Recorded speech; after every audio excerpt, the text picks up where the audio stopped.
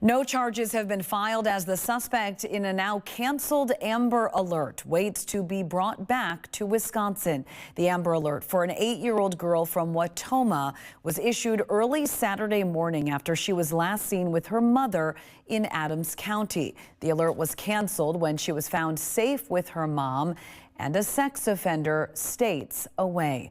WMTV's Ashley Wheel has been following the situation closely over the weekend and joins us live in the studio with the latest. Today, I reached out to several agencies across Wisconsin and Nebraska to figure out what is next for the people involved. Officials say if charges are filed, they will be done in Adams County, where the child was first believed to be in danger.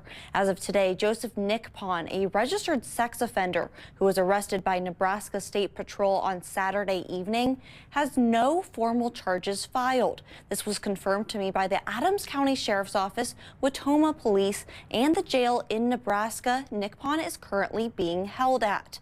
The Adams County Sheriff's Office tells me that they are still investigating, looking into evidence, and doing interviews to piece together exactly what happened. This weekend, Watoma Police reported that Nickpon removed a GPS tracker just a few days after he was released from prison. They say the 8-year-old and her mom appear to be going to meet with Nickpon. We learned Saturday night that they traveled nearly 8 hours before Nebraska State Patrol found their vehicle near Lincoln.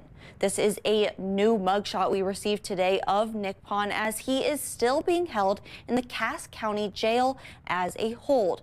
I reached out to the Cass County Correction Center in Nebraska. They say Nickpon is scheduled for an extradition hearing tomorrow. This will decide if he can be brought back to Wisconsin. We are still not sure what time that hearing will happen.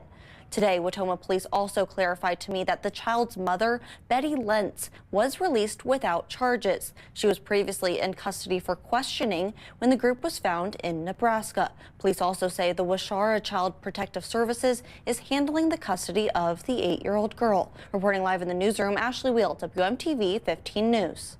Ashley, thank you. We have also reached out to the Department of Corrections and Adams County DA to learn more about Nickpon's history and sentencing for previous crimes and his conditions of release from prison.